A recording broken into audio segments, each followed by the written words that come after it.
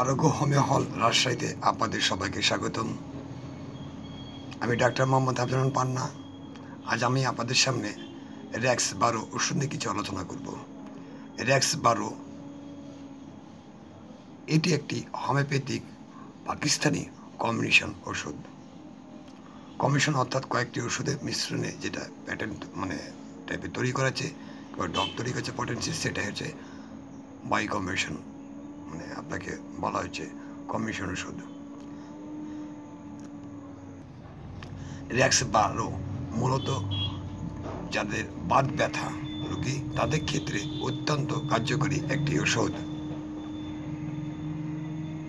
যেসব রোগী বাত ব্যথা আক্রান্ত, যেমন যদি এর লক্ষণের কিছু আলোচনা করা হয়, সেক্ষেত্রে আমি আপনাকে বলতে পারি যে লক্ষণে বাত ব্যথা রোগীর লক্ষণ: হাত ব্যবহারে অক্ষমতা, হাঁটতে অক্ষমতা, অস্বাচ্ছন্দ্য এবং গ্লানিবোধ, ওজন কমে যাওয়া, পেশির ব্যথা ও দুর্বলতা, পরিমিত ঘুম না হওয়া, শরীরের যে কোনো অংশ ফুলে অথবা ফোলা ভাব হওয়া, বিভিন্ন জয়েন্টে ব্যথা অনুভব করা ইত্যাদি এর হচ্ছে বাত ব্যথার লক্ষণ।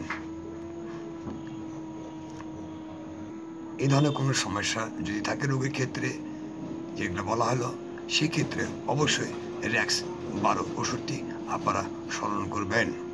এছাড়াও পেশির ব্যথা, জয়েন্টে ব্যথা এবং হাঁটুর ব্যথা, ছোট অথবা বড় জোড়ায় ব্যথা,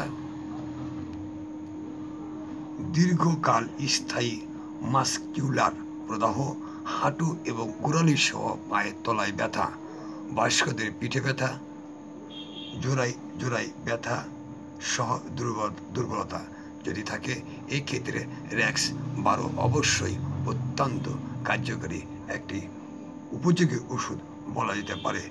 র্যাক্স 12 ওষুধ সেবনে সর্বপ্রকার বাত ব্যথায় কার্যকরী একটি ওষুধ।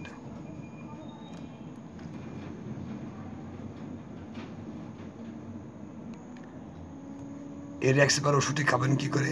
প্রাপ্তবয়স্করা 20 ফোঁটা, শিশুরা 10 ফোঁটা 1 ডোজ পরিমাণ মতো পানিতে মিশিয়ে সকালে, দুপুরে, রাতে অথবা একজন রেজিস্টার্ড হোমিওপ্যাথিক চিকিৎসকের সঙ্গে পরামর্শে ওষুধ সেবন করুন।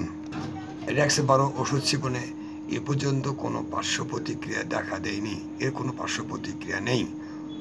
আচ্ছা, তারপরে বলবো একজন রেজিস্টার্ড হোমিওপ্যাথিক চিকিৎসকের সঙ্গে পরামর্শ করে ওষুধ সেবন করা উত্তম।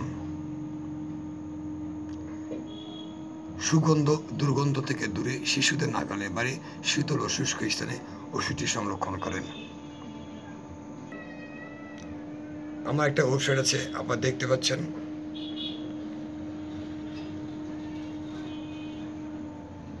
আবার লগ ইন করে আরো বিস্তারিত জানতে পারেন www.aroghomeohol.xyz।